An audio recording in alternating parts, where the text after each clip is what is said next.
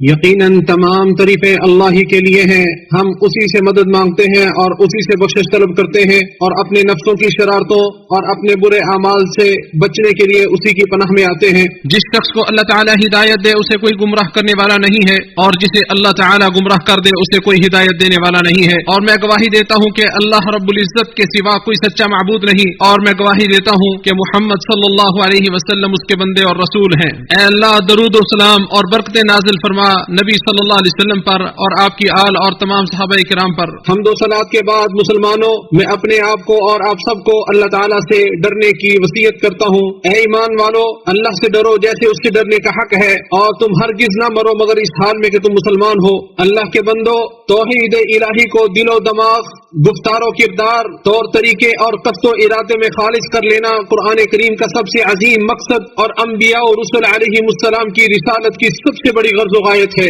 لیکن social media کے بعض ذرائع میں اس جانب تساہل برتا جا رہا ہے، چنانچہ یہاں لوگوں کو قرآن و سنت کی محکم، ناقابل شک، غیر محتمل اور یقینی نصوص سے پھیر کر ایسے مشتبہ امور کی طرف دعوت دی جاتی ہے جو عقلی فلسفوں یا فلسفیانہ مشگافیوں پر مبنی ہے، جن کی بنیاد کھوکھلی اور نتائج بے حد کمزور اور ضعیف ہے، یا وہ موضوع اور ضعیف نصوص سے استدلال پر مبنی ہے، یا محکم نصوص کی ایسی بے جا تعویلوں پر مبنی ہے جو شریعت کے عظیم مقاصد اور عربی زبان کے متفقہ معانی و مفاہیم سے کوسوں دور ہے۔ اے مسلمان بھائی، جب آپ دعا کریں تو صرف اللہ سے دعا کریں، جب آپ مانگیں تو صرف اسی اللہ سے مانگیں، جب آپ پناہ طلب کریں تو اسی بلند و برتر ذات سے طلب کریں۔ ہمارے خالق نے اپنے بندوں کو پکارتے ہوئے جو واضح بیان اور روشن تعلیم دی ہے، اس سے زیادہ واضح کوئی بیان و تعلیم ہو ہی نہیں سکتی۔ ارشاد باری تعالی ہے، اور تمہارے رب نے فرمایا مجھے پکارو میں تمہاری دعا قبول کروں گا۔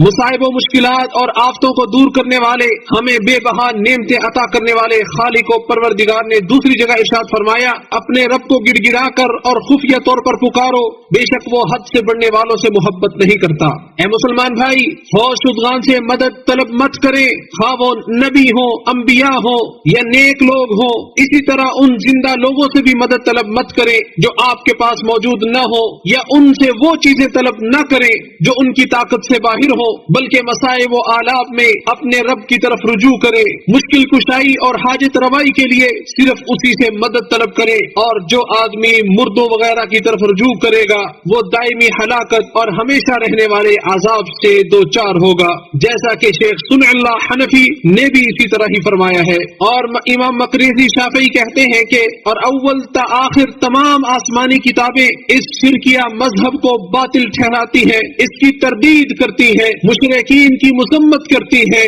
اور کھلے الفاظ میں مشرکین کو اللہ کا دشمن قرار دیتی ہیں۔ اللہ کے بندو، بلند و بالا اور طاقت و قدرت سے متصف اللہ رب العزت کے اس کلام سے بڑھ کر کوئی کلام کامل اور واضح نہیں ہو سکتا۔ ارشاد باری تعالی ہے، جب میرے بندے میرے بارے میں آپ سے سوال کریں تو آپ کہہ دیجئے کہ میں بہت ہی قریب ہوں، ہر پکارنے والے کی پکار کو جب بھی وہ مجھے پکارے قبول کرتا ہوں۔ اس لیے لوگوں کو بھی چاہیے کہ وہ میری بات مان لیا کریں اور مجھ پر ایمان رکھیں، یہی ان کی بھلائی کا باعث ہے۔ نبی کریم صلی اللہ علیہ وسلم نے اپنی امت کو تعلیم دینے میں اس قدر توانائی صرف کی کہ اس میں آپ کا کوئی نظیر ہی نہیں ملتا، خواہ کوئی کتنے ہی بلند و بالا مقام والا ہو۔ آپ صلی اللہ علیہ وسلم نے ہمیں قطعی یقین پر مبنی تعلیم دی ہے کہ کسی بھی قسم کی دعا اور کسی بھی طرح کا کوئی وسیلہ سود مند نہیں ہو سکتا جب تک آپ صلی اللہ علیہ وسلم کی تعلیمات کی پاسداری نہ کی جائے۔ جیسا کہ آپ صلی اللہ علیہ وسلم نے جناب ابن عباس رضی اللہ تعالی عنہما سے فرمایا تھا،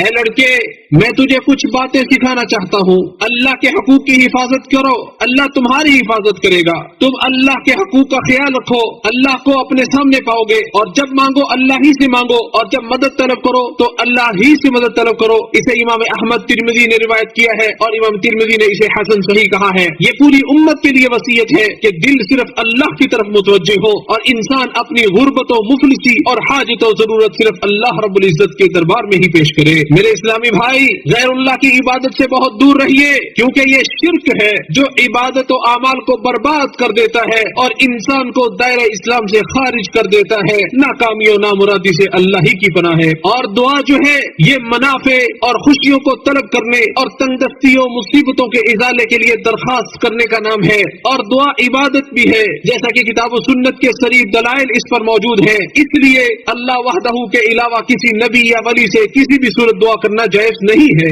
اور مدد میں عطا کرنے، طاقت و قوت دینے اور نصرت کرنے کے معنی پائے جاتے ہیں، لہذا مدد صرف اللہ ہی سے طلب کی جائے گی۔ ارشاد باری تعالی ہے، یہی اللہ تمہارا پروردگار ہے، اسی کی بادشاہی ہے، اور جن کو تم اس کے سوا پکارتے ہو وہ کھجور کی گھٹلی کے ایک چھلکے کے مالک نہیں ہے۔ اگر تم انہیں پکارو تو وہ تمہاری پکار نہیں سنیں گے، اور اگر وہ سن بھی لیں تو تمہاری درخواست قبول نہیں کریں گے، اور قیامت کے دن تمہارے شرک کا انکار کر دیں گے، اور تجھے ایک پوری خبر رکھنے والے کی طرح کوئی خبر نہیں دے گا۔ لہٰذا اے اللہ کے بندے، اگر آپ کسی مردے سے مانگتے ہیں، کسی فوج خدگان سے مانگتے ہیں، یا اس سے کوئی مدد طلب کرتے ہیں، خواہ وہ کتنے ہی بلند مقام و مرتبے کا مالک ہی کیوں نہ ہو، مثال کے طور پر رزق طلب کرتے ہیں، یا اس سے بیماری سے شفا طلب کرتے ہیں، یا کسی مصیبت کو دور کرنے یا نفع کے حصول کے لیے پکارتے ہیں، تو یہ شرک ہے۔ اسی طرح کسی زندہ انسان سے بھی کوئی ایسی چیز طلب کرنا جائز نہیں ہے جس کی طاقت اللہ کے علاوہ کوئی نہیں، جس کی طاقت اللہ کے علاوہ کسی کے پاس نہیں ہے۔ ایسی چیز صرف ایک اللہ ہی سے طلب کی جائے گی جو ہر چیز پر قادر ہے اور ہر چیز کا مالک ہے۔ اے میرے اسلامی بھائی، اللہ تعالیٰ کے اس فرمان صرف تیری ہی ہم عبادت کرتے ہیں اور صرف تجھ ہی سے مدد مانگتے ہیں، اس کے اس پیغام کو مضبوطی سے تھام لیجئے جسے آپ اپنی نماز کی ہر رکعت میں پڑھتے ہیں، اور ہر ایسی دعوت سے بچ کر رہیں جو دین کی اس مضبوط بنیاد کو کھوکھلا کر دے۔ اللہ کے بندو، اگر آپ ہر خوف سے نجات اور ہر پسندیدہ چیز سے بہرور ہونا چاہتے ہیں تو قرآن کریم کی تعلیمات اور تمام انبیاء اور رسول کے سردار صلی اللہ علیہ وسلم کی تربیت سے انحراف مت کریں۔ اللہ کے بندو، صرف اللہ رب العزت کی کلام کی بات کو سنیے اور پیارے نبی صلی اللہ علیہ وسلم کی توجیحات کا لحاظ کریں، انہیں منحوس خاطر رکھیں۔ اللہ کے بندو، اگر آپ ہر خوف سے نجات اور ہر پسندیدہ چیز سے بہراور ہونا چاہتے ہیں تو قرآن کریم کی تعلیمات اور تمام انبیاء اور رسول کے سردار صلی اللہ علیہ وسلم کی تربیت سے انحراف مت کریں۔ انبیاء اور رسولوں کے راستے پر چلو، اور رسول اللہ صلی اللہ علیہ وسلم کو دیکھو کہ آپ صلی اللہ علیہ وسلم سخت ترین حالت میں غزوہ بدر کے اندر اپنے رب سے مناجات اور آہوزاریاں کر رہے ہیں، جیسا کہ ہمارے پروردگار نے ہمیں اس کی خبر دیتے ہوئے فرمایا ہے۔ اس وقت کو یاد کرو جب تم اپنے رب سے فریاد کر رہے تھے، پھر اللہ نے تمہاری سن لی کہ میں 1000 فرشتوں سے تمہاری مدد کروں گا جو لگاتار چلتے ہوئے آئیں گے۔ اور جو شخص نبی صلی اللہ علیہ وسلم سے وارد مسنون دعاؤں میں غور کرے گا تو وہ پائے گا کہ آپ صلی اللہ علیہ وسلم اپنی دعا کی ابتدا ان الفاظ سے کرتے تھے: اے ہمارے رب، یا اے اللہ، یا اے ہمیشہ زندہ رہنے والی اور ہر چیز کو قائم رکھنے والی ذات، اے جاہ و جلال اور عزت و شرف والی ذات۔ ارشاد باری تعالی ہے، اللہ کے اچھے اچھے نام ہیں، انہی ناموں سے اسے پکارا کرو۔ اور آپ صلی اللہ علیہ وسلم کے بعد آپ کے صحابہ کرام سے کسی بھی موقع پر یہ ثابت نہیں ہے کہ انہوں نے یا رسول اللہ مدد کی صدا لگائی ہو، حالانکہ ان کے زمانہ میں ایسے متعدد واقعات رونما ہوئے تھے جن میں وہ سخت مصیبت اور بڑی بڑی آزمائشوں سے دوچار ہوئے تھے۔ لہذا اے مسلمان بھائی، ایسے خیالات و اوہام سے بچ جائیں جو عقلوں سے کھلواڑ اور افکار کو پراگندہ کرتے ہیں اور توحید کی سلامتی اور عقیدے کی صحت کو مخدوش کر دیتے ہیں۔ اور جو شخص کسی کے متعلق یہ اعتقاد رکھے کہ وہ نفع کے حصول یا اس سے نقصان کو دور کرنے کی قدرت و طاقت رکھتا ہے، یا وہ اللہ کے سوا اس کی حاجت روائی کر سکتا ہے، تو اس نے اپنے درمیان اور اللہ کے درمیان انہیں واسطہ بنا لیا جنہیں وہ پکارتا ہے اور ان سے فریاد کرتا ہے، اور اس نے اللہ پر بہت بڑا بہتان باندھ دیا، صراط مستقیم سے بھٹک گیا اور ضلالت و گمراہی کے گھڑے میں جا گرا۔ شرک اکبر کا مرتکب ہو چکا ہے جو کہ دائرہ اسلام سے انسان کو خارج کر دیتا ہے۔ ارشاد باری تعالی ہے، اور جن لوگوں نے اللہ کے علاوہ کارساز بنا رکھے ہیں وہ کہتے ہیں کہ ہم تو ان کی عبادت صرف اس لیے کرتے ہیں کہ وہ ہمیں اللہ سے قریب کر دے۔ جن باتوں میں یہ اختلاف کر رہے ہیں یقیناً اللہ ان کے درمیان فیصلہ کر دے گا۔ اللہ ایسے شخص کو ہدایت نہیں دیتا جو جھوٹا اور حق کا منکر ہو۔ یہ موحدین کے امام ابو الانبیاء ابراہیم علیہ السلام ہے، اپنے رب کو پکارتے ہوئے کہتے ہیں، ارشاد باری تعالی ہے، اور جس وقت ابراہیم نے کہا اے میرے رب اس شہر کو امن والا بنا دے اور مجھے اور میری اولاد کو بت پرستی سے بچا لے، اسی جگہ آگے اللہ رب العالمین نے ان کا مقولہ نقل کرتے ہوئے فرمایا ہے، ارشاد باری تعالی ہے، اے رب مجھے اور میری اولاد کو نماز قائم کرنے والا بنا دے، اے ہمارے رب اور میری دعا قبول بھی فرما، اے ہمارے رب مجھے اور میرے ماں باپ کو اور ایمانداروں کو حساب و کتاب قائم ہونے والے دن بخش دے۔ تو کیا ہم ان کے راستے پر نہ چلیں اور ان کے کے طریقے کو نہ اپنائیں تاکہ ہماری توحید محفوظ رہ سکے اور ہمارا عقیدہ درست رہ سکے۔ مسلمانوں، وہ لوگ جو ہمیں کتاب و سنت کے طریقے سے اور انبیاء اور رسول کے منہج سے پھیرنا چاہتے ہیں، ہم ان کی تعلیمات کی طرف رجوع کیوں کریں؟ ایسے الفاظ و کلمات کے چکر میں پڑ کر جو یا تو خالص شرکیہ ہوتے ہیں یا نئی من گھڑت دعاؤں پر مشتمل ہوتے ہیں۔ اللہ کے بندو، ہمارے رب کی کتاب اور ہمارے نبی و آئیڈیل محمد صلی اللہ علیہ وسلم کی تعلیمات و ارشادات میں ہی ہمیں غور و فکر کرنا چاہیے، جو کہ ویسے ہی واضح اور جلی ہے جیسے دن کے اجالے میں سورج نمایاں ہوتا ہے۔ یہ اللہ کے نبی ایوب ہیں، اپنے رب سے سرگوشی کرتے ہیں تو فوراً اس ذات کی طرف سے جواب آ جاتا ہے جس کے ہاتھ میں بادشاہت ہے اور جو ہر چیز پہ قادر ہے۔ ارشاد باری تعالیٰ ہے، اور ایوب نے جب اپنے رب کو پکارا کہ مجھے تکلیف پہنچی ہے، حالانکہ تو سب رحم کرنے والوں سے زیادہ رحم کرنے والا ہے، پھر ہم نے اس کی دعا قبول کی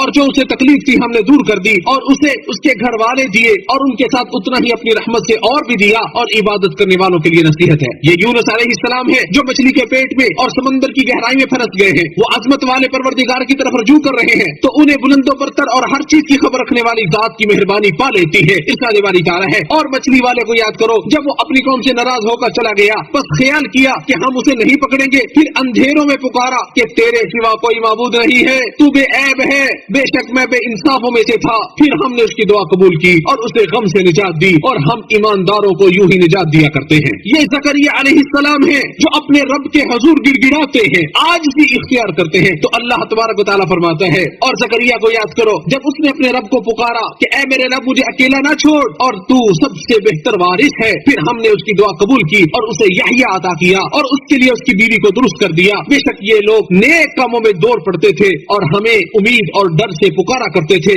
اور ہمارے سامنے عاجزی کرنے والے تھے۔ لہذا اللہ کے بندو، ہدایت کے راستے پہ چلو، اپنے خالق کے لیے اپنی توحید کی حفاظت کرو اور ان لوگوں کی طرف میلان مت رکھو جو تمہیں ہلاکت و گمراہی کے دہانے تک پہنچا دیں۔ اللہ کے بندے، کیسے تو اپنے خالق کی ہدایت و تعلیمات کو لازم نہیں پکڑتا جبکہ تجھے یقین بھی ہے کہ وہی ہر چیز کا خالق ہے، اسی کے ہاتھ میں ہر چیز کی بادشاہت ہے۔ لہٰذا اپنی توحید کو بچاؤ، اپنے رب کی تعظیم کرو، اپنے نبی اور رسول کے طریقے کو اختیار کرو، آپ عظیم اور کامل ترین کامیابی سے سرفراز ہو جاؤ گے۔ ارشاد باری تعالیٰ ہے، بے شک ایمان والے کامیاب ہو گئے، اور ایمان کی حقیقت یہ ہے کہ اللہ کے سوا کسی کو مت پکارو، صرف اور صرف اسی کی طرف رجوع کرو۔ بھلا ایسے شخص کی کامیابی کا دوام کیسے حاصل ہوگا جو اللہ کے علاوہ دوسرے سے مدد طلب کرتا ہے، مردوں سے فریادیں کرتا ہے، جو کہ خود اپنے اعمال کے مرہون منت ہیں۔ نبی صلی اللہ علیہ وسلم نے فرمایا، جب انسان مر جاتا ہے تو اس کے عمل کا سلسلہ ختم ہو جاتا ہے سوائے تین چیزوں کے: صدقہ جاریہ ہے، یا وہ علم جس سے فائدہ اٹھایا جا رہا ہو، یا نیک اولاد جو اس کے لیے دعا کرے۔ اے اللہ، تو مسلمانوں کو ہر بھلائی کی توفیق عطا فرما۔ اے اللہ، تو ہمارے لیے ہمارے دین کی حفاظت فرما اور ہمیں توحید و سنت پر ثابت قدم رکھنا۔ اے اللہ، ہمیں اپنے پیارے نبی صلی اللہ علیہ وسلم کی سنت کی توفیق عطا فرما۔ اے اللہ، ہمیں اپنے نبی کی سنت کی طرف توفیق عطا فرما۔ میں اپنی بات کو مکمل کرتا ہوں اور اپنے لیے اور آپ سب کے لیے بخشش طلب کرتا ہوں ہر گناہ سے، اور آپ بھی استغفار کرو، یقیناً وہ بہت زیادہ بخشنے والا نہایت مہربان ہے۔ تمام تعریفیں اس اللہ کے لیے، بہت زیادہ تعریفات۔ مسلمانوں، اللہ اور اللہ کے پیارے نبی صلی اللہ علیہ وسلم کے حکموں کو ملحوظ خاطر رکھو اور یاد رکھو، دعا عبادات میں سے ایک عبادت ہے۔ آپ پر کوئی بھی مصیبت آئے یا آپ کو کسی بھی پریشانی کا سامنا ہو، آپ اپنے خالق کے سامنے دونوں ہاتھ اٹھا کر پورے اخلاص اور صدق کے دل سے ایک عاجز و درماندہ کی طرح دعا کریں، اس شخص کی طرح دعا کریں جو اپنے رب کے اس قول پر پورا یقین رکھتا ہو۔ ارشاد باری تعالیٰ ہے، بے کس کی پکار کو جب وہ پکارے کون قبول کرتا ہے؟ کون قبول کر کے سختی کو دور کرتا ہے اور تمہیں زمین کا خلیفہ بناتا ہے؟ اور صحیح حدیث میں یہ وارد ہے، نبی صلی اللہ علیہ وسلم نے فرمایا، ہمارا رب تبارک و تعالی ہر رات جبکہ رات کا آخری ہی تہائی حصہ باقی رہ جاتا ہے، آسمان دنیا پر نزول فرماتا ہے اور اعلان کرتا ہے کوئی مجھ سے دعا کرنے والا کہ میں اس کی دعا قبول کروں، ہے کوئی مجھ سے مانگنے والا کہ میں اسے عطا کروں، ہے کوئی مجھ سے بخشش طلب کرنے والا میں اس کو بخش دوں۔ مسلمانوں، اللہ کی مخلوقات میں سے سب سے بہتر نبی رحمت محمد صلی اللہ علیہ وسلم پر درود و سلام بھیجنا افضل ترین اعمال میں سے ہے۔ اے اللہ، درود و سلام نازل فرما آپ صلی اللہ علیہ وسلم پر، خلفائے راشدین، ہدایت یافتہ ائمہ اور قیامت تک احسان و بھلائی کے ساتھ ان کے نقش قدم کی پیروی کرنے والوں پر۔ اے اللہ، مسلمان مردوں عورتوں کو معاف فرما۔